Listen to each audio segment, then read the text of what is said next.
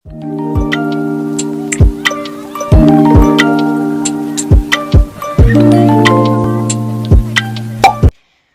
Year ഒക്കെ അല്ലേ, നമുക്കൊരു ബുള്ളറ്റ് ജേർണലിംഗ് ഒക്കെ ചെയ്യണ്ടേ. എന്തായാലും എല്ലാ മാസവും ചെയ്യണം എന്നുള്ളൊരു ഉദ്ദേശത്തിലാണ് ഞാൻ തുടങ്ങണത്.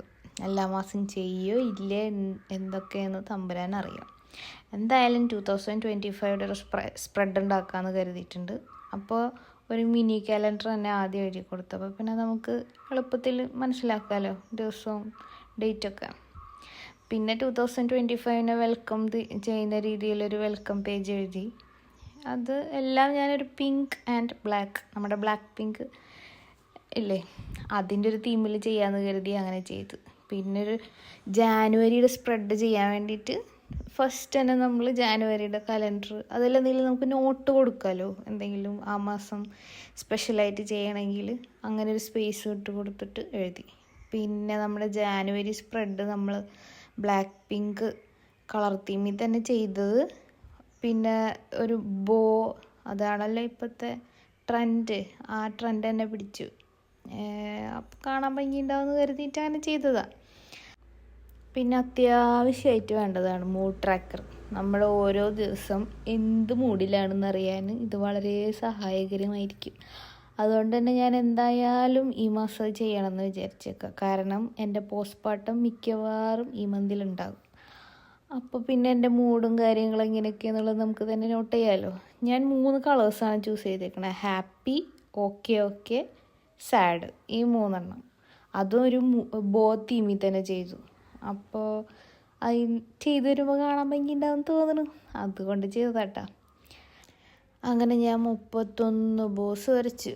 ഓരോന്നും പിൻട്രസ്റ്റിൽ നോക്കിയിട്ട് ഡിഫറെൻ്റ് ആയിട്ടുള്ള ഡിസൈൻ നോക്കി വരയ്ക്കാൻ ശ്രമിച്ചിട്ടുണ്ട്. പിന്നെ കളറൊക്കെ കൊടുത്ത് വരുമ്പോൾ അത് ഭംഗിയുണ്ടാവും, നമുക്ക് നോക്കാം. അടുത്ത പേജ് ഞാനൊരു ഐഡിയാസ് എന്ന് പറഞ്ഞിട്ട് പേജ് കൊടുത്തതാണ്. ഓരോ വീക്കിലും നമുക്ക് ഷോർട്സ് ഇടണ്ടേ, അതിൻ്റെ ഐഡിയാസ് പെട്ടെന്നായിരിക്കും സ്പാർക്ക് വരാം.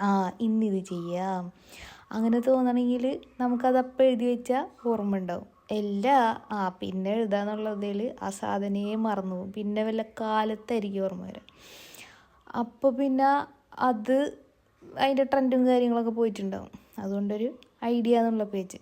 പിന്നെ നമ്മുടെ ഹാബിറ്റ് ട്രാക്കറിന് ഇതിനകത്ത് നമ്മൾ ഡേറ്റും കൂടി എഴുതി കൊടുക്കണം. മടിയുടെ വല്ലാത്ത ഊക്കുകൊണ്ട് ഞാനതങ്ങനെ എഴുതിയിട്ട് ഇനി എപ്പോഴാണോ ഇത് ചെയ്യാൻ പോണേ അപ്പം എഴുതാന്നുള്ള രീതിയിൽ അങ്ങനെ വെച്ചിരിക്കുക.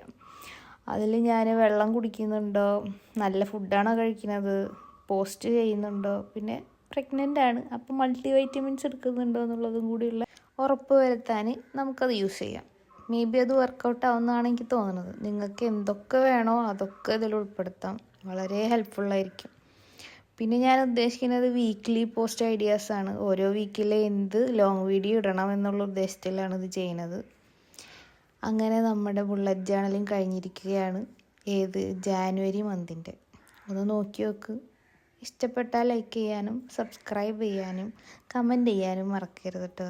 Okay, by.